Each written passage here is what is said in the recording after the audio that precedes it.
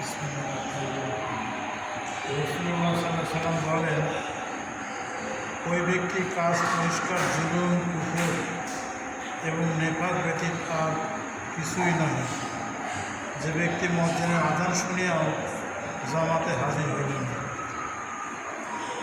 রাসূলুল্লাহ সাল্লাল্লাহু আলাইহি ওয়াসাল্লাম বলেন, ওই ব্যক্তির কাজ পরিষ্কার জুলুম, কুফর এবং নেফাক ব্যতীত আর কিছুই নয়, যে ব্যক্তি মুয়াজ্জিনের আযান শুনিয়াও জামাতে হাজির হইল না।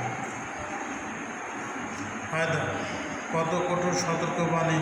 হাদিসে যাহারা জামাতে হাজির হয় না, তাহাদের কাজকে কাফের এবং মুনাফেকদের কাজের সহিত তুলনা করিয়া ইশারা করা হইতেছে যে মুসলমান এরূপ করিতেই পারে না। দ্বিতীয় হাদিসে বর্ণিত আছে, মানুষের দুর্ভাগ্যের জন্য ইহাই যথেষ্ট যে আযান শুনিল অথচ নামাজে হাজির হইল না। সুলাইমান বিন আবি আসমা রাদিয়াল্লাহু আনহু একজন বিখ্যাত সাহাবী ছিলেন।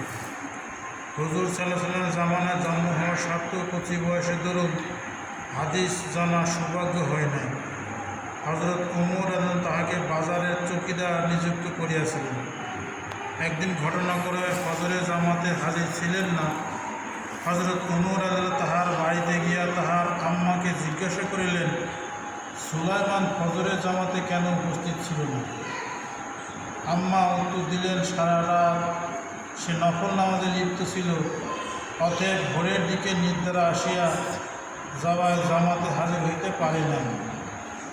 হযরত ওমর বলিলেন, আমার নিকট সারা রাত্রি নফল পড়ার চেয়ে ফজরের জামাতে শরীক হওয়া অধিকর পছন্দনীয়।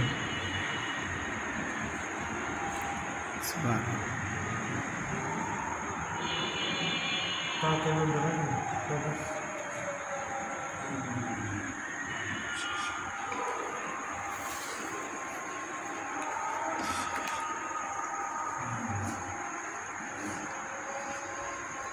কি বুঝলে? হ্যাঁ, কি শুনলে, কি বুঝলে? নামাজ